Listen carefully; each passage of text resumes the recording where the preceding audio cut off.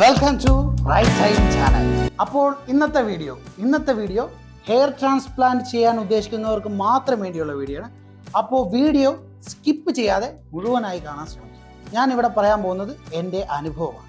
ഇപ്പോൾ എനിക്ക് 14 ദിവസമായിട്ടുണ്ട്. Hair transplant കഴിഞ്ഞ് 14 ദിവസത്തെ റിസൾട്ടാണ് നിങ്ങൾക്ക് കാണാം. 14 ദിവസത്തെ എൻ്റെ റിസൾട്ടാണ്. 14 ദിവസം കഴിഞ്ഞിരിക്കുന്നു. ഞാൻ ഹെയർ ട്രാൻസ്പ്ലാന്റ് ചെയ്തത് തിരുവനന്തപുരത്തെ ഹെയർ ട്രീ എന്ന സ്ഥാപനത്തിലാണ്. അതും എൻ്റെ ഒരു നിർബന്ധമായിരുന്നു. എനിക്ക് നല്ലൊരു സർജൻ തന്നെ ചെയ്യണമെന്നായിരുന്നു. ക്ലിനിക്കിലെ സ്റ്റാഫ് ചെയ്ത് കുളമാക്കാൻ ഞാൻ ആഗ്രഹിക്കുന്നില്ല. നല്ലൊരു സർജനെ വെച്ച് തന്നെ നല്ലൊരു ഹെയർ ലൈനിലൂടെ നല്ല റിസൾട്ടാണ് ഞാൻ ആഗ്രഹിച്ചത്. അതിന് വേണ്ടിയിട്ട് എനിക്ക് നല്ലൊരു എമൗണ്ട് ചിലവായിട്ടുണ്ട്. അതിനെക്കുറിച്ച് ഞാൻ ഇന്ന് പറയുന്നുണ്ട്. ഒരുപാട് പേര് എന്നോട് ചോദിച്ചൊരു ചോദ്യമാണ്, എത്ര രൂപ ഹെയർ ട്രാൻസ്പ്ലാന്റ് ആയിട്ടുണ്ട്? അത് കൃത്യമായിട്ട് ഞാൻ ഈ വീഡിയോ പറയുന്നതാണ്. അപ്പോൾ ഞാൻ ചെയ്തത് ഹെയർ ട്രീ എന്ന സ്ഥാപനത്തിലാണ്. എനിക്ക് വെച്ച് പിടിപ്പിച്ചിരിക്കുന്ന മുടികൾ 4550 ഗ്രാഫ്റ്റാണ്. 4550 ഗ്രാഫ്റ്റാണ് എൻ്റെ തലയിൽ വെച്ച് പിടിപ്പിച്ചിട്ടുള്ള മുടികൾ. ഇത് കഴിഞ്ഞ് 14 ദിവസം കഴിഞ്ഞിരിക്കുന്നു. റിസൾട്ട് ഇതാണ്, നിങ്ങൾക്ക് കാണാം. ഇതാണ് എൻ്റെ റിസൾട്ട്. ഒരു കൊല്ലം കഴിയുമ്പോഴാണ് ഇതിൻ്റെ പൂർണ്ണമായുള്ള റിസൾട്ട് നിങ്ങൾക്ക് കാണാൻ കഴിയുന്നത്. എനിക്ക് 22 വയസ്സുള്ളപ്പോൾ തന്നെ എൻ്റെ മുടികൾ പൊഴിയാൻ ആരംഭിച്ചു. 22 വയസ്സുള്ളപ്പോൾ തന്നെ, ഒരു 22 ഏജിൽ തന്നെ എൻ്റെ മുടികൾ പൊഴിയാൻ തുടങ്ങിയിരുന്നു. എൻ്റെ കോൺഫിഡൻസ് അപ്പോഴേ നഷ്ടപ്പെട്ടിരുന്നു. അന്ന് എനിക്ക് ഭയങ്കര ടെൻഷനായിരുന്നു. എൻ്റെ മുടികൾ പൊഴിയാൻ തുടങ്ങി. ഞാൻ ഉപയോഗിക്കാത്ത ഓയിലുകളില്ല, ഉപയോഗിക്കാത്ത മെഡിസിൻസുകളില്ല. സ്കിൻ ഡോക്ടറെ കാണുന്നു, അവിടെ പോയി കൺസൾട്ട് ചെയ്യുന്നു, ഒരുപാട് ഗുളികൾ കഴിക്കുന്നു, മെഡിസിൻസ് വാങ്ങിച്ച് യൂസ് ചെയ്യുന്നു. അന്നൊന്നും ഹെയർ ട്രാൻസ്പ്ലാന്റ് ആ ഒരു ലെവലിൽ വന്നിട്ടില്ല. അതിനെക്കുറിച്ചൊന്നും ഒരു അറിവ് കുറവായിരുന്നു. ഉണ്ടായിരുന്നു, എങ്കിലും വലിയ രീതിയിൽ ആയി വന്നില്ലായിരുന്നു. ഇപ്പോഴാണ് പുതിയ ടെക്നോളജികൾ വന്ന് നല്ല റിസൾട്ട് ഹെയർ ട്രാൻസ്പ്ലാന്റ് കൊടുക്കാൻ തുടങ്ങി. അന്ന് ഞാൻ ചെയ്തൊരു കാര്യം എന്ന് വെച്ചാൽ, മുടി ഉള്ള ഓയിലുകളെല്ലാം ഉപയോഗിച്ചു, വീണ്ടും മാറ്റി ഉപയോഗിച്ച് എൻ്റെ മുടികൾ കംപ്ലീറ്റ് ആയിട്ട് കൊഴിഞ്ഞു പോയി. അപ്പോൾ എനിക്ക് ഓരോ തവണ എനിക്ക് ഭയങ്കരമായിട്ട് ടെൻഷനും കാര്യങ്ങളും ഒരുപാട് പ്രശ്നങ്ങളുണ്ടായി. ആദ്യം ഞാൻ പഠിച്ചത് തമിഴ്നാട്ടിലായിരുന്നു. തമിഴ്നാട്ടിൽ പഠിക്കുമ്പോൾ തന്നെ എൻ്റെ മുടിയുടെ ബലം, അവിടുത്തെ വെള്ളം അറിയാമല്ലോ, ആ വെള്ളത്തിൽ കുളിച്ച് തന്നെ എൻ്റെ മുടിയുടെ തിന്നിങ് ആരംഭിച്ചു. അങ്ങനെയാണ് എൻ്റെ മുടി കൊഴിയാൻ തുടങ്ങിയത്. അതിനുശേഷം ഞാൻ വിദേശത്തേക്ക് പോയി. മാലദ്വീപിലാണ് ഞാൻ വർക്ക് ചെയ്യുന്നത്. ഒരു 4.5 വർഷം ആയപ്പോഴത്തേക്ക് എൻ്റെ മുടി കംപ്ലീറ്റ് പോയി തുടങ്ങിയിരുന്നു. അതിനുശേഷം ഞാൻ വിഗ് ഉപയോഗിച്ചു. എൻ്റെ ആദ്യ വീഡിയോയിൽ നിങ്ങൾ കാണാൻ ഞാൻ പറയുന്നത് അങ്ങനെ വിഗ് ഉപയോഗിക്കുകയുണ്ടായി. വിഗ് ഉപയോഗിച്ചിട്ടാണ് ഞാൻ മറ്റുള്ള ഫങ്ഷനുകൾ, മറ്റുള്ള ഇൻ്റർവ്യൂകൾ, അങ്ങനെയുള്ള എല്ലാ കാര്യങ്ങളും അറ്റൻഡ് ചെയ്ത് ജോലി സ്ഥലത്തൊക്കെ ഞാൻ പൊയ്ക്കൊണ്ടിരുന്നത്. വർക്കിംഗ് ടൈമിൽ ഞാൻ ഇത് ഊരി മാറ്റിയിട്ട് ക്യാപ്പ് യൂസ് ചെയ്യുക, അല്ലെങ്കിൽ ട്രിം ചെയ്ത ഹെഡുമായിട്ടാണ് ഞാൻ നടക്കാറ്. അപ്പോൾ എൻ്റെ കോൺഫിഡൻസ് ലെവൽ ഭയങ്കരമായിട്ട് പോയി. പക്ഷേ ഈ വിഗ് ഉള്ളത് കൊണ്ട് ഞാൻ അഡ്ജസ്റ്റ് ചെയ്ത് വെച്ചു. ഇപ്പോൾ വിഗ്, നിങ്ങൾക്ക് ഒരു കാര്യം ഞാൻ പറയും, വിഗ് ഒരിക്കലും ഒരു ശാശ്വത പരിഹാരമല്ല. വിഗ് ഒരിക്കലും ഒരു ശാശ്വത പരിഹാരമല്ല. നിങ്ങൾ ആരെങ്കിലും വിഗ് ഉപയോഗിക്കുന്നുണ്ടെങ്കിൽ നിങ്ങൾക്കറിയാം ഇപ്പോൾ നിങ്ങൾ അനുഭവിക്കുന്ന ബുദ്ധിമുട്ട്. തല വിയർക്കുമ്പോഴും അതിൻ്റെ സ്മെല്ല്, അത് ഉപയോഗിക്കുമ്പോൾ ഉണ്ടാകുന്ന പ്രശ്നങ്ങൾ, പബ്ലിക്കായിട്ട് ഒരു സ്ഥലത്ത് പോകുമ്പോൾ ഇത് ഊരി വരുമെന്നുള്ള പേടി, ഭയം, അങ്ങനെയുള്ള ഒരുപാട് കാര്യങ്ങൾ. അപ്പോൾ വിഗ് ഒരു ശാശ്വത പരിഹാരമല്ല.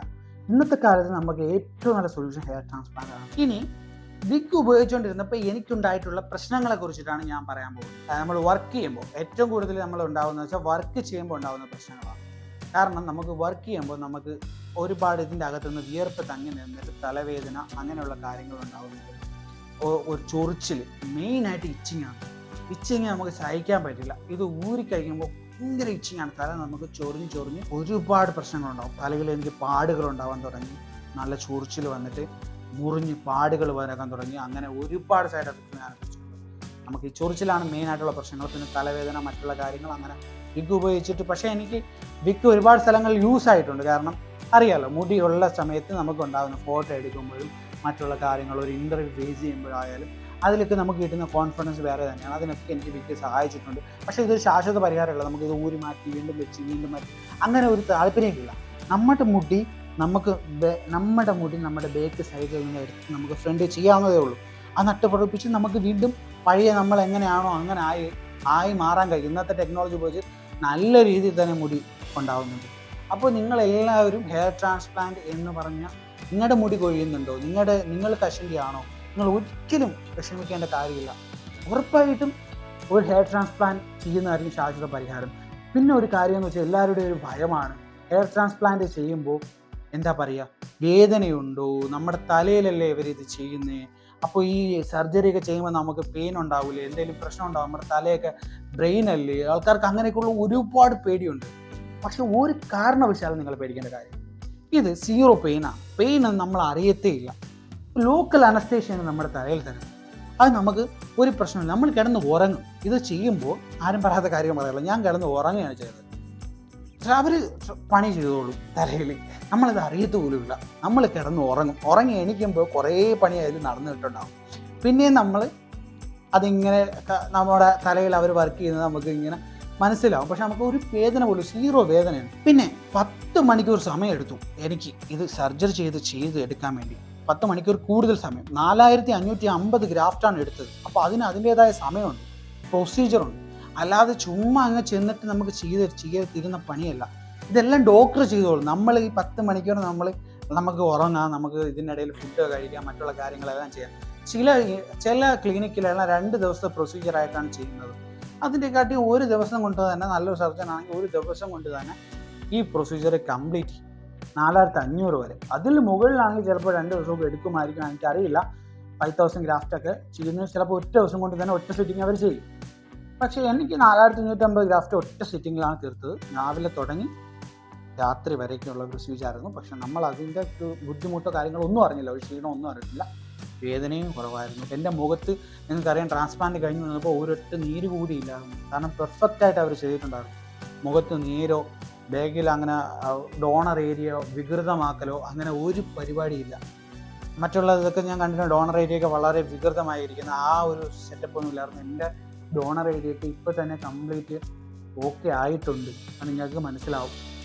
അപ്പോൾ ഇതൊക്കെയാണ് കാര്യങ്ങൾ. അപ്പോൾ ഹെയർ ട്രാൻസ്പ്ലാന്റ് ചെയ്യാൻ പോകുന്ന ആൾക്കാരോട് എനിക്ക് പറയാനുള്ളത്, നിങ്ങൾ മടിച്ചു നിൽക്കാതെ നല്ലൊരു ക്ലിനിക്കിൽ പോയിട്ട് കൺസൾട്ട് ചെയ്ത് ചെയ്യാൻ ശ്രമിക്കുക. 1 കൊല്ലം കൊണ്ട് നിങ്ങൾക്ക് നല്ലൊരു റിസൾട്ട് കിട്ടുന്നതാണ്. ഇത് ട്രാൻസ്പ്ലാന്റ് കഴിഞ്ഞ ശേഷം നിങ്ങൾക്ക് മദ്യപാനം, പുകവലി, പിന്നെ കൂളിപ്പ്, ചുണ്ടിൽ ചിരിക്കാൻ, തമ്പാക്ക്, അതുപോലെയുള്ള എല്ലാവിധ ബാഡ് ഹാബിറ്റുകളും നമ്മൾ നിർത്തേണ്ടത്. ആൽക്കഹോളിസം, സ്മോക്കിംഗ്, കംപ്ലീറ്റോ ഇനി നോൺ ടൊബാക്കോ ആണെങ്കിൽ, സ്മോക്ക്ലെസ് ടൊബാക്കോ ആണെങ്കിൽ ഓക്കെ, എല്ലാം തന്നെ നമുക്ക് ഉപേക്ഷിക്കേണ്ടി വരും. ഞാൻ എല്ലാം ഉപേക്ഷിച്ചു. കാരണം ഇത് നമുക്ക് ഹെയർ ട്രാൻസ്പ്ലാന്റിന് വിരുദ്ധമാണ്. അപ്പോൾ അത് ഒരിക്കലും നമ്മൾ ചെയ്യുമ്പോൾ 1 കൊല്ലം കഴിഞ്ഞിട്ട്, മാക്സിമം 6 മന്ത് കഴിഞ്ഞ് കഴിക്കാം, പക്ഷേ അധികം ആവരുത്. നല്ലൊരു റിസൾട്ട് വേണമെങ്കിൽ 1 കൊല്ലം 2 മാസം വെയിറ്റ് ചെയ്യുക. അത് കഴിഞ്ഞിട്ട് നിങ്ങൾക്ക് എങ്ങനെയോ എന്തോ ആവാം എന്നാണ്. പക്ഷേ മുടിയുടെ സംരക്ഷണം ആണെങ്കിൽ അത് തീർത്ത് ഉപേക്ഷിക്കുന്നതാണ് നല്ലത്. പിന്നെ നിങ്ങൾക്ക് ഇപ്പോൾ എൻ്റെ മുടിയിലേക്ക് നോക്കാം. ഇത്ര മുടിയേ വന്നിട്ടുള്ളൂ, ഇത്ര മുടി. പക്ഷേ ഇപ്പോൾ എനിക്ക് കണ്ണാടി നോക്കുമ്പോൾ ഒരു കോൺഫിഡൻസ് ആണ്. എന്താ പറയുക, ഒരു ക്യാമറയ്ക്ക് ഫേസ് ചെയ്യുമ്പോൾ ഒരു കോൺഫിഡൻസ് ആണ്. കാരണം പച്ച മുടി വെട്ടി കണക്കുള്ള ഫീലാണ്. നേരത്തെ ഈ മുടി ഇല്ലാതിരുന്നപ്പോൾ അയ്യോ കഷണ്ടി എന്നുള്ള ഒരു, അല്ലെങ്കിൽ ബാൾഡ് ഹെഡ്, അങ്ങനെ ഒരു ഫീലായിരുന്നു. ഒരു കോൺഫിഡൻസ് കുറവായിരുന്നു. ഞാൻ ഒരു 6 കൊല്ലമെങ്കിലും ആയി കാണും ഗൈസ്, തീർച്ചയായും ഒരു 6 കൊല്ലമെങ്കിലും ആയി കാണും. ഞാൻ കണ്ണാടി നോക്കിയിട്ട് ഞാൻ ഷർട്ട് എടുത്തിട്ടും നേരെ ഒരു ക്യാപ്പ് എടുത്ത് വയ്ക്കും, പോകാറാണ് പതിവ്. ഇപ്പോൾ എനിക്ക് കണ്ണാടി നോക്കുമ്പോൾ നല്ലൊരു കോൺഫിഡൻസ് വരുന്നുണ്ട്. കാരണം കണ്ണാടി നോക്കുമ്പോൾ ഈ നട്ട മുടികളെല്ലാം നന്നായിട്ട് പൊടിച്ചു വരുന്നുണ്ട്, അല്ലെങ്കിൽ ഇളിച്ച് വരുന്നതായി നമുക്ക് കാണാൻ കഴിയും. നല്ല രീതിയിൽ അത് പൊടിച്ചു വരുന്നുണ്ട്. അപ്പോൾ അത് നല്ല രീതിയിൽ ഗ്രോ ചെയ്യുമ്പോൾ നമുക്ക് ഉണ്ടാകുന്ന ഒരു കോൺഫിഡൻസ് ലെവൽ വേറൊരു ലെവൽ ഫീലിംഗ് ആണ്, പറയാതിരിക്കുന്ന ആ അനുഭവിച്ച് തന്നെ അറിയാം. പിന്നെ ഗായ്സ്, എല്ലാവരും ചോദിച്ചൊരു ചോദ്യത്തിനുള്ള ഉത്തരവാണ് എനിക്ക് എത്ര രൂപ ചിലവായെന്നുള്ളത്. എനിക്ക് എത്ര രൂപ ചിലവായെന്നുള്ളത് ഞാൻ കൃത്യമായിട്ട് പറഞ്ഞു തരാം. എനിക്ക് 3500 ഗ്രാഫ്റ്റാണ് പറഞ്ഞു വെച്ചിരുന്നത്. എൻ്റെ ബാളിൽ നിന്നും 3500 ഗ്രാഫ്റ്റാണ് അവർ എടുക്കാൻ പ്ലാൻ ചെയ്തത്. അതിനുശേഷം അതിനുള്ള തുക എന്ന് പറയുന്നത് 94,500 റുപ്പീസ് GST സഹിതം. അതിനുശേഷം എൻ്റെ മുടിയിൽ നിന്ന് അവർ സർജറി ചെയ്യവേ അവർ 4500ഓളം ഗ്രാഫ്റ്റ് എൻ്റെ തലയിൽ നിന്ന് എടുക്കുകയുണ്ടായി. ആ 4550ഓളം ഗ്രാഫ്റ്റ് അവരെടുക്കുകയുണ്ടായി. അതാണ് ഇപ്പോൾ എൻ്റെ തലയിൽ വെച്ച് പിടിപ്പിച്ചിട്ടുള്ള 4550 ഗ്രാഫ്റ്റ്. നിങ്ങൾ കാണാം 4550 ഗ്രാഫ്റ്റ്. അതുകൊണ്ട് തന്നെ ടോട്ടൽ എനിക്ക് മൊത്തത്തിൽ ചിലവായിട്ടുള്ള രൂപ 1,23,000 ആണ്. 1,23,000 സംതിങ് രൂപയാണ് എനിക്ക് മൊത്തത്തിൽ ചിലവായിട്ടുള്ളത്. ഇതിന് പുറമെ നമ്മൾ ഹെയർ ട്രാൻസ്പ്ലാന്റ് ചെയ്യുന്ന മുമ്പ് തന്നെ ഒരു മെഡിക്കൽ ചെക്കപ്പ് ചെയ്യേണ്ടിയിരുന്നു. അതിന് 1,400 രൂപ ചിലവാകും എക്സ്ട്രാ. അതിനുശേഷമാണ് ഈ സർജറി ആരംഭിച്ചിട്ട് നമുക്ക് എക്സ്ട്രാ ഹെയർ ഉണ്ടെങ്കിൽ നമുക്ക് എന്നോട് സർജൻ പറഞ്ഞ ഒരു കാര്യമുണ്ട് കേട്ടോ, first surgery is the best surgery. കാരണം നമ്മൾ ആദ്യ സർജറിയിൽ എത്ര ഗ്രാഫ്റ്റ് കിട്ടുന്നു അതിൽ നിന്ന് ബെസ്റ്റ് റിസൾട്ട് ഉണ്ടാകും. സോ നമുക്ക് എത്ര മാക്സിമം നമ്മുടെ ഡോണർ ഏരിയയിൽ നിന്ന് എത്ര ഗ്രാഫ്റ്റ് കിട്ടുന്നു ഡോക്ടറോട് പറയുക, എത്ര ഗ്രാഫ്റ്റ് എടുക്കാമോ അത്രത്തോളം എടുത്തോളൂ. കാരണം എനിക്ക് അത്രത്തോളം 7th ഗ്രേഡാണ്.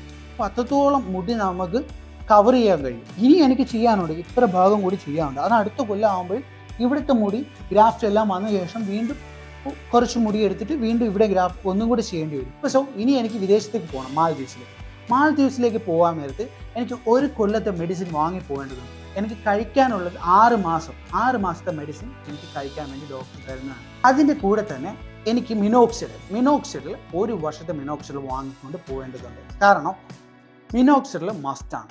കാരണം മിനോക്സിഡിൽ ഒരു കാരണവശാലും നിർത്താൻ ഡോക്ടറുടെ നിർദ്ദേശം തേടാതെ നിർത്താൻ പാടില്ല. അത് തുടർന്ന് പൊക്കിക്കൊണ്ടേയിരിക്കുക. അത് ഡോക്ടർ എന്ന് നിർത്താൻ പറയുന്നു അത് പയ്യെ കുറേശ്ശായിട്ട് മാത്രം നിർത്തേണ്ട ഒന്നാണ് മിനോക്സിഡിൽ യൂസ് ചെയ്യുമ്പോൾ പ്രത്യേകത എന്ന് വെച്ച് കഴിഞ്ഞാൽ അഡീഷണൽ ആയിട്ട് നമുക്ക് മിനോക്സിഡിൽ യൂസ് ചെയ്യുമ്പോൾ അഡീഷണൽ ആയിട്ട് വരുന്ന ബേബി ഹെയർസ് എല്ലാം നല്ല രീതിയിൽ വീണ്ടും റീഗ്രോ ചെയ്യാനുള്ള ചാൻസ് കൂടുതലാണ്. അപ്പോൾ സോ ഈ മിനോക്സിഡിൽ യൂസ് ചെയ്യുമ്പോൾ ഈ പറയുന്ന എല്ലാ ഹെയർസും നമുക്ക് ഈ ഇല്ലാത്ത സ്ഥലങ്ങളിലും നല്ല രീതിയിൽ വരാൻ ചാൻസ് കൂടുതലാണ് മിനോക്സിഡിൽ യൂസ് ഉപയോഗിക്കുമ്പോൾ. 13 ദിവസത്തെ റിസൾട്ടാണ് നിങ്ങൾ ഈ കാണുന്നത്. 13 ദിവസത്തെ റിസൾട്ട് നിങ്ങൾക്ക് ശ്രദ്ധിച്ചാൽ മനസ്സിലാവും. നല്ല രീതിയിൽ ഹെയർ ഗ്രോ ആയി വന്നിട്ടുണ്ട്. ഇനി ഞാൻ 25-ാം തീയതി വിദേശത്തേക്ക് പോവുകയാണ്, മാലദ്വീപിലേക്ക്. അതറിയാലോ, കടലിനായി ചുറ്റപ്പെട്ട ഒരു സ്ഥലത്താണ് ഞാൻ ജോലി ചെയ്യുന്നത്. അപ്പോൾ അവിടെ മാലദ്വീപിലാണ് ഞാൻ വർക്ക് ചെയ്യുന്നത്, റിസോർട്ടിലാണ് ഞാൻ വർക്ക് ചെയ്യുന്നത്. സോ അവിടെ എനിക്ക് മുടി സംരക്ഷിക്കേണ്ട ഒരുപാട് കാര്യങ്ങളുണ്ട്. അപ്പോൾ അതിനുള്ള മെഡിസിൻസ് കാര്യങ്ങളൊക്കെ ആയിട്ട് 1 വർഷത്തെ കാര്യങ്ങളായിട്ടാണ് ഞാൻ പോകുന്നത്. അപ്പോൾ ഗൈസ് 17-ാം തീയതി തന്നെ എനിക്ക് ഒരു PRP കൂടെ ബാക്കിയുണ്ട്. അതും കൂടെ കഴിഞ്ഞ് അപ്പോൾ 2ാമത്തെ PRP എടുക്കും. 2ാമത്തെ PRP മാത്രമേ എനിക്ക് കിട്ടുന്നുള്ളൂ. എനിക്ക് ടോട്ടൽ 5 PRP ഉണ്ട്. പക്ഷേ എനിക്ക് 2 PRP എടുക്കാൻ കഴിയുന്നു. എനിക്ക് എൻ്റെ ലീവ് തീരുന്നു, അതുകൊണ്ട് തന്നെ എനിക്ക് വിദേശത്ത് പോകുന്നുള്ളൂ. അപ്പോൾ 2 PRP എടുത്തിട്ട് ഞാൻ വിദേശത്തേക്ക് പോവുകയാണ്. മെഡിസിൻസ് മാത്രം കൊണ്ടും ബാക്കിയുള്ള കാര്യങ്ങളും കൊണ്ടുവേണം എൻ്റെ ബാക്കിയുള്ള റിസൾട്ടുകൾ, പിന്നെ എൻ്റെ ലൈഫ് സ്റ്റൈൽ, ഹെൽത്ത് സ്റ്റൈൽ എല്ലാം, ഡയറ്റ് പ്ലാൻ, ബാക്കിയുള്ള കാര്യങ്ങളെല്ലാം തന്നെ ഞാൻ വരും ദിവസങ്ങളിൽ നിങ്ങളെ അറിയിക്കുന്നതാണ്. Signing off, Abi.